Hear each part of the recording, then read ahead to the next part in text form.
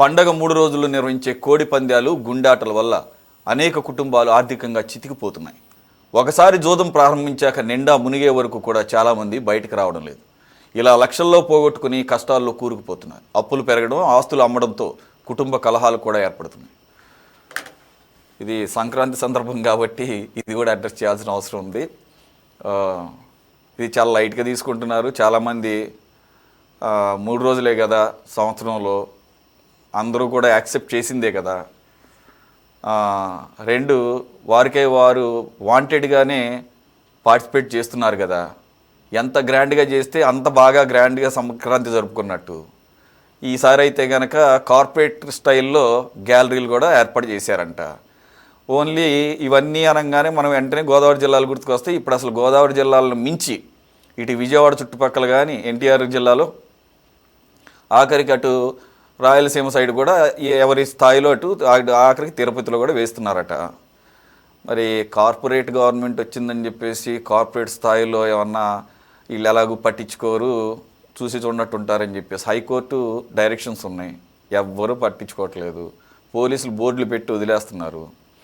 ఆఖరికి ఏ స్థాయికి వచ్చిందంటే కోడి పందాలు, గుండాట ఇవన్నీ ఒక పక్కనైతే సరే, కొంతమంది కుటుంబ సభ్యులందరినీ అలరించడానికి అన్నట్టు మహిళలు కూడా వచ్చినప్పుడు వాళ్ళకి తగ్గట్టుగా ఏర్పాట్లు, పిల్లలు ఆడుకోవడానికి జైంట్ వీల్ అవి అంతవరకు యాక్సెప్టబుల్. కానీ ఫ్లడ్ లైట్లలో 24 గంటలు ఆడుకునే విధంగా పందాలు కోట్ల రూపాయల చేతులు మారే పరిస్థితుల్లో పోలీసులు చూసి చూడనట్టుంటారని చెప్పేసి అంత పెద్ద స్టేడియాలలాగా కట్టేశారు. ఓ పక్కనేమో జీవహింస, మరో పక్కనేమో కుటుంబాలు చితికిపోవడం. ఇక్కడ ఈ కథనం యొక్క సారాంశం ఏంటంటే, కోడి ఓడితే ఆ ఓడినప్పుడు ఎవడైతే డబ్బులు పోగొట్టుకుంటాడో వాడు నష్టపోతున్నాడంట. గెలిచానన్న ఆనందంలో ఆ 3 రోజులు గెలిచిన డబ్బునంతా ఖర్చు పెట్టేసి వాడు నష్టపోతున్నాడు. సో లాభపడుతుంది ఎవరై అంటే నిర్వాహకులు అని చెప్పేసి ఘంటాపదంగా చెప్పొచ్చు. అందు గురించే కదా కార్పొరేట్ స్టైల్లో మరి కట్టింది, దాన్ని ఆశించే కదా. ఇక వీటన్నిటికీ తోడు భోజనాలు అక్కడే, బిర్యానీలు అక్కడే, ఆఖరికి లిక్కర్తో సహా. లిక్కర్ మామూలుగా ఒక ప్రైవేట్ ప్లేస్లోనే ఒక 4 కలిసి ప్రైవేట్ ప్లేస్లో లిక్కర్ని యూజ్ చేయాలంటే టెంపరీ లైసెన్స్ కూడా తీసుకోవాలి రూల్ ప్రకారంగా. మరి ఈ స్థాయిలో ఎక్కడ పడితే అక్కడ లిక్కర్ సర్వ్ చేయటం నిర్వాహకుల దాకా వెళ్ళిపోయిందంటే ఇక దీనికి అందరూ యాక్సెప్టెన్సే. మరి ప్రజలైతే కనుక ఈ పండగ తర్వాత మొత్తం కూడా దరిద్రంలో కూరుకుపోతున్నారంటున్నారు. కొన్ని ఎగ్జాంపుల్స్ కూడా ఇచ్చారు ఈరోజు వచ్చిన కథనంలో. పోయిన సంవత్సరం అప్పుల ఊబిలోకి వెళ్ళిన వాళ్ళు ఇప్పటి వరకు కూడా తేరుకోలేదని చెప్పేసి, ఇక ఆడు మరి వెళ్ళటం ఆడి వరకు ఆగుతాడేమో మరి. ఇక ఇప్పుడు మిగిలిన వాళ్ళు ఇక ఆ స్థాయికి దిగజారుతారని. సార్ కోటేశ్వర గారు, మరి ప్రజలు కూడా ఏమీ ఆలోచించడం లేదు. అవసరమైతే వారి అత్యవసర ఖర్చులను కూడా పక్కన పెట్టుకొని పండగ రోజులో మిగిలిన టైం అంతా ఎలా గడపాలి అనే దాన్ని కూడా ఆలోచించకుండా ఖర్చు పెట్టుకుంటున్నారు అంటున్నారు. మరి సామాన్యుడు, మధ్యతరగతోడే ఇక్కడ నష్టపోతున్నాడు, ముఖ్యంగా నిర్వాహకుల యొక్క వీరి ప్రయోజనాల మూలంగా. ఎట్లా సార్ దీన్ని మరి ఆ గవర్నమెంట్ ఏమో అడ్రస్ చేసేటట్టు కనపడటం లేదు. వచ్చేటువంటి ఆదాయాన్ని బట్టి బో ఆహారానికి ఇంత, లేదా బట్టలకి ఇంత, లేదా స్కూల్ ఫీజులకి ఇంత అని బడ్జెట్ వేసుకుంటారు.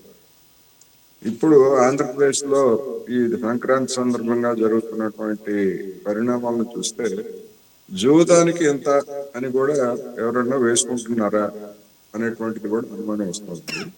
రెండోది, జూదానికి ఉన్నటువంటి లక్షణం ఏంటంటే వ్యసనం. ఈసారి పోగొట్టుకున్నాం, మళ్ళా వచ్చేసారి మన లక్ బాగుంటే మళ్ళా వస్తుందని చెప్పేసి ఆ వ్యసనంతోటి మళ్ళా మరోసారి ఆ విధంగా పదే పదే పోగొట్టుకోవడం అనేటువంటిది వస్తూ ఉంది. దాని ఫలితంగా అనేక సంవత్సరాలు గుల్లవుతున్నాయనేది తెలిసిందే. అందుకని జనానికి తెలుసు, తెలియకుండా పోతున్నారా అంటే తెలియకుండా పోవట్లేదు. నా అభిప్రాయం ఏంటంటే, ఇటువంటి మానసిక బలహీనతలని ప్రభుత్వాలు ఎందుకు చూసి చూడట్లు ఉంటున్నాయి? ఇంతకుముందు కూడా మనం మాట్లాడుకున్నాం. ఎందుకని ప్రోత్సహిస్తున్నాయి? ప్రోత్సహించకపోయేట్లయితే పోయినసారి 100-200 ఉంటాయి, ఈసారి 400. రాబోయే సంవత్సరం ఈ లెక్కను చూసేట్లయితే ఇంకా ప్రతి పట్టణం, ప్రతి నియోజకవర్గ కేంద్రం కూడా ఒక జ్యోత కేంద్రంగా ఇప్పుడు మనం సినిమాల్లో చూస్తాం. ఆ, చైనీస్ సినిమాల్లో చూస్తాం. అటువంటి జ్యోత కేంద్రాలుగా మారేటువంటి పరిస్థితి కనిపిస్తూ ఉంది. మరి దీన్ని కూడా ఏమైనా టూరిజం కిందనో లేకపోతే మరొక ఆదాయ వనరు కిందనో మనం ఏమన్నా చూస్తున్నా, ప్రభుత్వం ఏమన్నా చూస్తున్నదా? వాళ్ళు డోంట్ కేర్, మాకు పోతే 10,000 పోతే ఎంత, 1,00,000 పోతే ఎంత అన్నట్టుగా ఉన్నారు. వాళ్ళను చూసి మిగిలినటువంటి వాళ్ళు కూడా టెంప్ట్ అవుతున్నారు. ఇది మొత్తానికి అంటే ఒక వైరస్ లాగా, ఒకళ్ళకి అంటుకున్నటువంటి వైరస్ ని మిగతా వాళ్ళకి అంటించినట్టుగా ఇది కనిపిస్తా ఉంది. చాలా ఆందోళనకరం.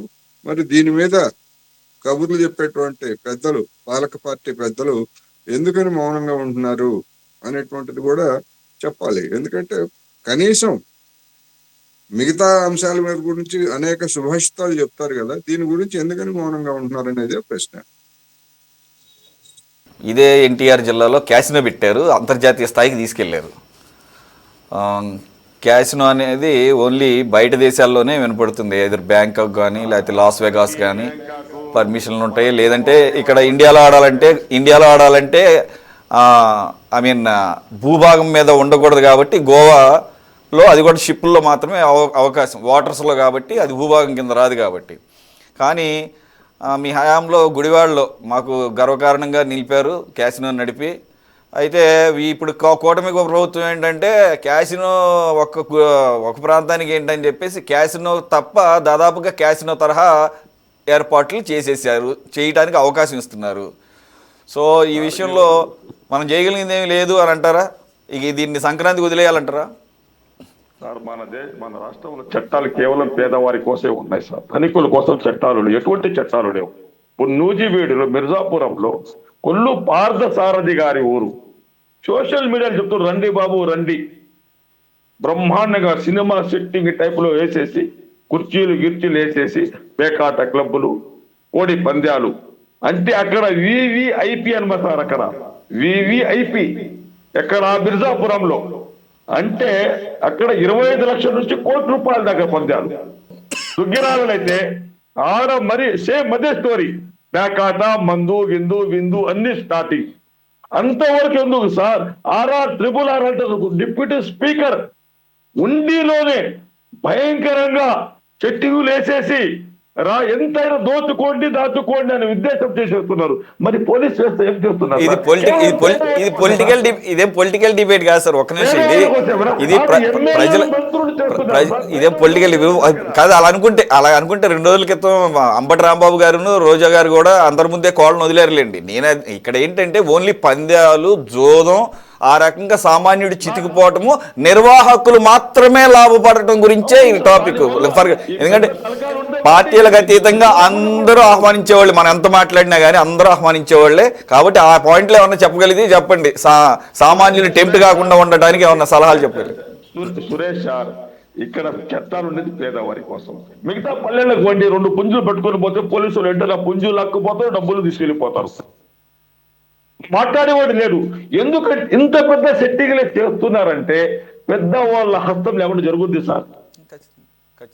అంటే పేదవాడు చితికిపోవాలి, వాడు నాశనమైపోవాలి, వాడు బాగుపడకూడదు. 5 కేజీలు బియ్యం కోసం లేని నిలబడి ఉండాలి. ఇప్పుడు కూడా 2,000 ఓట్ల కోసం దండుకొని ఉండాలి. వాడు ఆ విధంగా ఉంటే వీళ్ళ సంతోషం. కాబట్టి ఈ రోజు మన ఆంధ్రప్రదేశ్ ప్రభుత్వం లాటరీ కూడా తీసుకొస్తుంది సార్ పేద ప్రజల కోసం. వాళ్ళు ధనికులు చేయాలా, ప్రయోజకులు చేయాల ఉద్దేశంతో ఇప్పుడు మళ్ళీ కొత్తగా లాటరీ కూడా తీసుకొస్తుంది, ప్రభుత్వ లాటరీ. ఏం ప్రశ్నలు వేస్తున్నాం మనం? ఎక్కడికి వస్తున్నాం మనకు అర్థం లేకుండా పోయింది సార్. పేదవాడు చేస్తే నేరం, ధనికులు చేస్తేది ఆచారం సాంప్రదాయం అనే ఒక టోపీ పెట్టేసి కిరీటం పెట్టేస్తున్నారు. ఒక ఎమ్మెల్యేలు, మంత్రులు ఈ విధంగా ఆంధ్రప్రదేశ్ రాష్ట్రంలో దిగజారి చేస్తున్నారంటే దీనికి వేరే మార్గమే లేదు సార్. దీన్ని ఎవరు ఏం చేయలేరు. ప్రజల్లో మార్పు రావాలి. అందరికంటే ముందుగా ప్రజల్లో మార్పు రానంత వరకు, ఈ 2,000 రూపాయలు తీసుకుని ఓటు వేయనంత వరకు, 2,000 రూపాయలు తీసుకుని ఎప్పుడైతే ఓటు వేస్తున్నామో ఆ రోజు మన ఆత్మను అమ్మేస్తున్నాం సార్. అది ఆ దరిద్రం ముందు ఈ రాష్ట్రంలో పోవాలి. అవును. అప్పుడే మనకు నిజమైన పుత్తలపల్లి సుందరరాయవాళ్ళు, జక్కా వెంకయ్య లాంటి వాళ్ళు, ఇటువంటి నాయకులు మనకు ముందు వస్తారు. మనం అసెంబ్లీలో కూడా ఇటువంటి నాయకులు వచ్చేస్తే మన దేశం బాగుపడుతుంది, మన రాష్ట్రం బాగుపడుతుంది. ఈ రోజు రాష్ట్రంలో ఓకే ఓకే ప్రభుత్వం మొయినుద్దీన్ గారు, డబుల్ ఇంజిన్ మీరు సర్కార్. మీరు మీరు మీరు మంచి పాయింట్స్ని అడ్రస్ చేశారు. ఇక ఓటుకు అదేంటి నోటు అదే దాన్ని ఏమంటారు డబ్బులు తీసుకోవటం ఇది అన్ని పార్టీలు మీ పార్టీ వాళ్ళు కూడా చేశారు. మీరు ఒక అంటే నాకు తెలిసి నా ఏరియాలో మేమున్న ఏరియాలో అయితే 500 మీరే ఎక్కువ ఇచ్చారు. 2000 టీడీపీ ఇస్తే 2500 వైసీపీ వాళ్ళు ఇచ్చారు. సో వాటి జోలికి పోవద్దు. మీరు జనరలైజ్గా చెప్పారులేండి, మీరు చేయలేదు వాళ్ళు చేశారని కాదు, కానీ అటువంటి మార్పులు వస్తే బాగానే ఉంటుంది. ఇకపోతే దీని విషయంలో కూడా బాగానే అడ్రస్ చేశారు, సామాన్యుడి మాత్రం. సార్ విజయభాస్కర్ గారు, ఇక్కడ జరుగుతుంది ఏంటంటే స్థానిక ప్రజాప్రతినిధులు వారి యొక్క అండదండలతో బరుల్ని భారీ ఎత్తున ఏర్పాటు చేస్తున్నారు. నిర్వాహకులే దీని ప్రయోజనాలు పూర్తిగా 3 రోజుల్లో కొల్లగొట్టి సంపాదిస్తున్నారు అనేది మన ఈ డిబేట్ సారాంశం. ఆ నిర్వాహకులు కూడా అక్కడ ఉన్నటువంటి ఎమ్మెల్యేలు లేదంటే కనుక అక్కడున్న పార్టీ నాయకుల ఆధ్వర్యంలోనే ఇవన్నీ జరుగుతాయి అనేది యథార్థం. కానీ పరిధి దాటిపోయి ఒక లిమిట్ దాటిపోయి వెళుతున్నప్పుడు మరి వారి కష్టమే కదా సార్. ఇప్పుడు మిడిల్ క్లాసు వాళ్ళ కష్టమే కదా. మరి ఈ స్థాయిలో దోచుకుంటాం అంటే కొంత ఇప్పుడు ఆపటం సాధ్యపడదు, ప్రజలే స్వచ్ఛందంగా వెళుతున్నారు కాబట్టి. కానీ దీన్ని ప్రతిదానికి ఒక లిమిట్ ఉంటుంది కదా. ఆ రకంగా కొద్దిగా పర్యవేక్షణ కంట్రోల్స్ ఈ నియోరిచ్యం అది కార్ల్ మార్క్స్ గారు ఎప్పుడో చెప్పారు కదా, ఈ నియోరిచ్చితో చాలా ప్రమాదాలు. ఇప్పుడు సమాజాన్ని పట్టి పీడిస్తున్న సమస్యల్లో ఈ 40-50 సంవత్సరాల్లో పైకి ఎదిగినోళ్లే. అంటే ఇలా మార్గం ముఖ్యం, లక్ష్యం ఎంత ముఖ్యమో మార్గం కూడా అంత ముఖ్యం. అడ్డదారుల్లో సంపాదించిన వాళ్ళే ఈ నియోరిచ్చి ఎక్కువ అయిపోతుంది. సరే, టోటల్ గా ఏంటంటే ఈ షార్ట్ కట్ మెథడ్స్ లో సంపాదన అనేది చాలా మందికి ఇష్టం. ప్యాకాట్ అని, బెట్టింగ్స్ అని, పోతే ఇప్పుడు రకరకాలు గుండాట్లు, ఇప్పుడు ఈ బ్రాకెట్, ఇవన్నీ షార్ట్ కట్ రూట్స్ లో. జల్లికట్టు అక్కడక్కడ అనేక రాష్ట్రాల్లో జల్లికట్టు జరుగుతుంది, రాయలసీమ ప్రాంతంలో జరుగుతూ ఉంటుంది, గోదావరి జిల్లా. ఇవన్నీ సాంఘిక దురాచారాల్లో భాగం.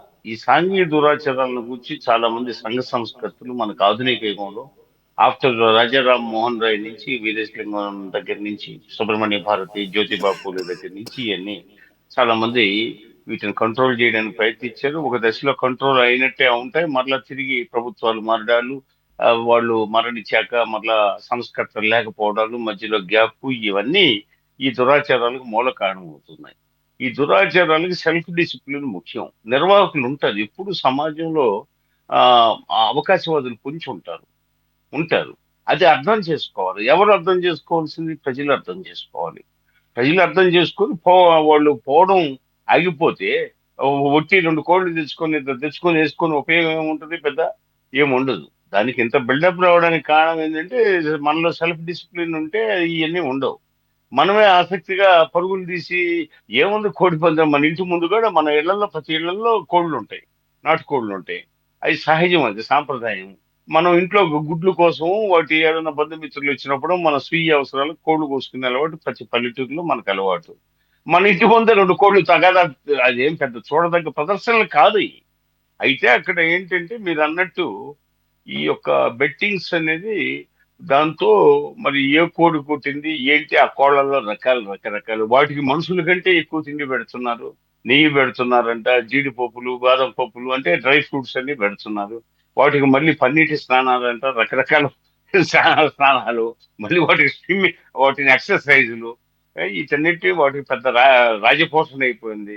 పోతే వాటి నెలల తరబడి పెంచడాలు, అదొక బిజినెస్ అయిపోయింది. కోళ్ళను అమ్మడాలు కొన్ని వేలకి లక్షలకి. మరి అదే విధంగా వాటిని బరిలోకి దించడాలు, మరలా ఆ బరిలో బెట్టింగ్లు పెట్టడాలు, మరలా వాటి మాంసం చాలా కొవ్వుతో చాలా రుచిగా ఉంటుందంట. ఏదో సచిన్ దాన్ని తీసుకుపోయి మళ్ళీ బ్రహ్మాండంగా డిన్నర్ చేసి, మీరు ఇందాక అన్నారే గెలిచినోడికి ఎంత ఆనందం, ఓడినోడికి ఇది అట్లా.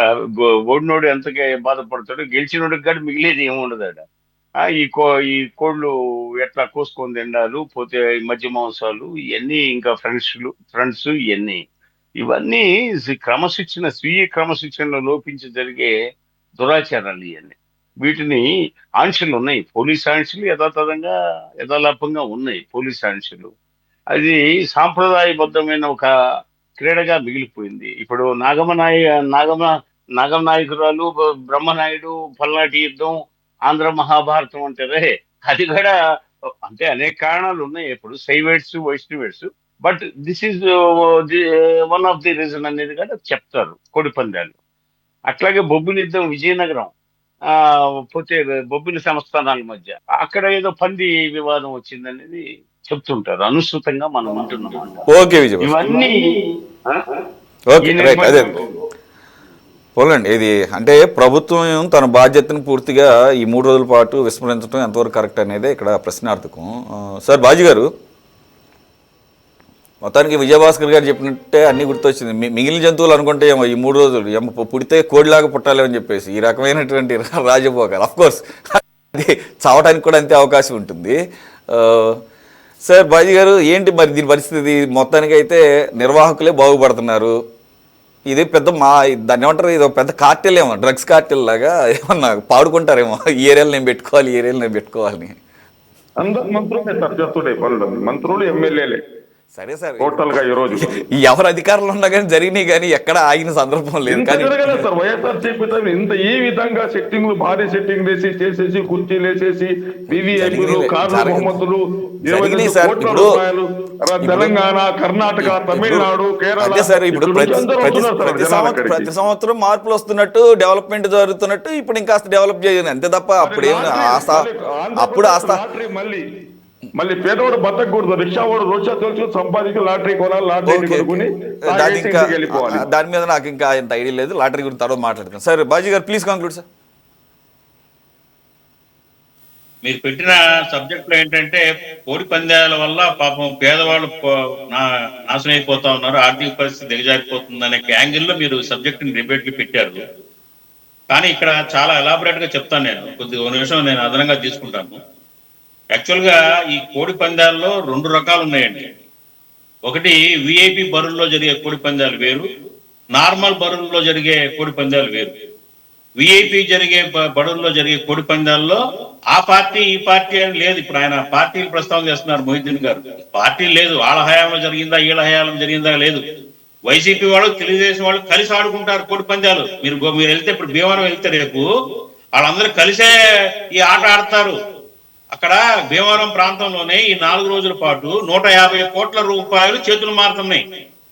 అట్లాగే కోడికత్తి చాలా పెద్ద ఫేమస్ పదం, కోడికత్తి అనేది మన రాష్ట్రంలో.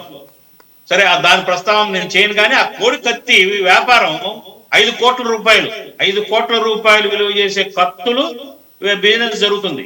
ఈ కత్తి కట్టేవాడికి కత్తి కట్టడంలోనే నైపుణ్యం ఉందండి. కోడికి కత్తిని కట్టడంలోనే నైపుణ్యం ఉంది, దాన్ని బట్టే గెలిపోవటం అని నిర్ణయిస్తారు. ఆ కట్టేవాడికి 10,000 రూపాయలు, 10 నుంచి 20,000, 30,000 రూపాయల వరకు వాడికి ఇస్తారు. ఈ రకంగా చాలా మంది దీన్ని నష్టం పోవటం అనేది పక్కన పెడితే బతుకుతున్న వాళ్ళు బోల్డ్ మంది ఉన్నారండి. అక్కడే హోటల్స్, రెస్టారెంట్స్, అట్లాగే చాలా రకాల వ్యాపారాలు, ఉపాధి జరుగుతుంది 4 రోజుల పాటు కుంభమేళాలో జరిగినట్టుగా. కాబట్టి ఏంటంటే మనం ఆ కోణంలో చూస్తే కనుక జరుగుతుంది. నేను ఇంకో యాంగిల్లో చెప్పాలనుకుంటే కనుక ఈ పెద్ద విఐపి బరుల్లోనే మీరు చెప్పినట్టు లక్షల కోట్లు మారుతాయండి. ఈ సామాన్య బరుల్లో మాక్సిమం పోగొట్టుకుంటే ఒక్కొక్కళ్ళు 10 నుంచి 20,000, 30,000 వరకే పోతాయి పందాల్లో.